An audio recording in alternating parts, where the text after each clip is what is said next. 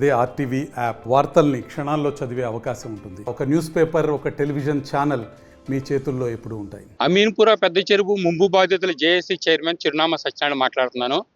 ఈ చెరువు అమీన్పుర పెద్ద చెరువు నిజాం ప్రభుత్వం టైం నుంచి 93 ఎకరాలే ఉన్నది. కానీ గత 2017 నుంచి మురుగునీళ్లతో ఇండస్ట్రియల్ పొల్యూషన్ వాటర్తో ఈ చెరువుని నింపుతున్నారు. ఈ నింపటం వల్ల ఎగువ భాగాన ఉన్న మా 20 లేఅవుట్లోని 5,000 ప్లాట్లు కూడా ముంపుకు గురైపోయినాయి.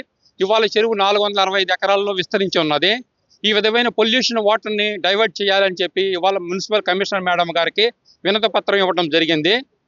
అది కొత్తగా పైప్ లైన్లు వేసి దాని సురక్షితమైన ప్రాంతాల ద్వారా అలుగుల ద్వారా నాలాల ద్వారా మూసీ నదిలో కలపాలని మేము ప్రధానంగా డిమాండ్ చేస్తున్నాము. అలానే మా ప్లాట్ల మధ్యలో ఎస్టీపీలు ఎస్టాబ్లిష్ చేస్తామంటున్నారు.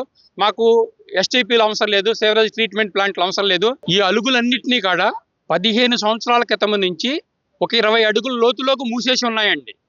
అలుగులు తెరిచి లేవు. ఆ పాత అలుగులని అన్నిటినీ కూడా మళ్ళీ రీస్టోర్ చేయాలి. పాత అలుగులను రీస్టోర్ చేసి ఈ నీరుని బయటకు వదలాలి.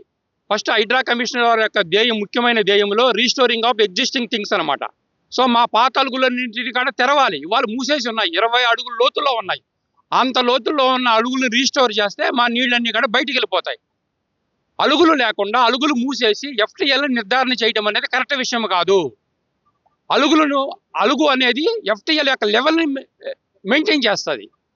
ఎఫ్టీఎల్ నిర్ణయించాలంటే అలుగు ఓపెన్ చేసి ఉండాలి. అలుగులను తెరిచిన తర్వాతే ఎఫ్టీఎల్ నిర్ధారణ చేయాలని ఈ మీడియా మూర్ఖంగా మేము రంగనాథ్ గారిని అండ్ ఇరిగేషన్ డిపార్ట్మెంట్ వారిని కోరుచున్నాము. మేము వినతి పత్రం ఇచ్చే సమయానికి మున్సిపల్ కమిషనర్ జ్యోతిరెడ్డి గారు లేరు, కావున వాళ్ళ సిబ్బందికి ఇవ్వటం జరిగింది. అలానే ఈ యొక్క మురుగునీరు పైప్ లైన్ల ద్వారా ఇసుక బావి కాలువలో దీన్ని కలపాలని చెప్పి అక్కడ అవసరమైన మీ ట్రీట్మెంట్ ప్లాంట్లు పెట్టుకోవాలని, అది ప్రజలకు ఎవరికి ఇబ్బంది ఉండదని తెలియజేస్తున్నాము. మా ప్లాట్ల మధ్యన ఎస్టీపీలు సేవరేజ్ ట్రీట్మెంట్ ప్లాంట్లు వద్దని మనవి చేస్తున్నాము. అలాగే పైప్ లైన్ల ద్వారా ఇటు మురుగునీరుని చెరువులోకి ఎంటర్ కాకుండా, వాళ్ళు చెరువులోకి ఎంటర్ కావద్దు, ఎంటర్ కాకుండానే బిఫోరే పైప్ లైన్లు వేసి దాన్ని ఇసుక బావి కాలువ దాకా తీసుకెళ్లాలని సర్వదా కోరుకుంటున్నాము. ఓవరాల్గా 20 లేఅవుట్లు అండి. 20 లేఅవుట్లో 5,000 ప్లాట్ ఓనర్స్ ఉన్నాం. 5,000 కుటుంబాల ఆస్తులు ఇవన్నీ కాడ. మా ప్లాట్లలో మేము నిర్మాణం చేసుకోవాలంటే ముందల చెరువులో ఉన్న నీరు బయటకు వదిలేవాలి. ఇవాళ ప్లాట్లన్నీ కూడా చెరువు నీటిలో మునిగిపోయి ఉన్నాయి. 93 ఎకరాల చెరువు వల్ల 465 ఎకరాల్లో విస్తరించి ఉన్నది. ఆ విస్తరించిన నీరు మొత్తం తీసేసి మా ప్లాట్లలో మేము ఇళ్ళు నిర్మించుకోవడానికి మాకు మున్సిపాలిటీ వాళ్ళు అండ్ హెచ్ఎండి వాళ్ళు అండ్ ఇరిగేషన్ వాళ్ళందరూ కూడా మాకు సహకరించాలని, మా యొక్క బాధని, మా యొక్క ఆస్తుల్ని కాపాడాలని మేము సర్వదా కోరుకుంటున్నాము. ఈ 5,000 ప్లాట్లు కూడా మేమందరం కలిసి 1984 నుంచి 86 వరకు కొనుక్కోవడం జరిగిందండి.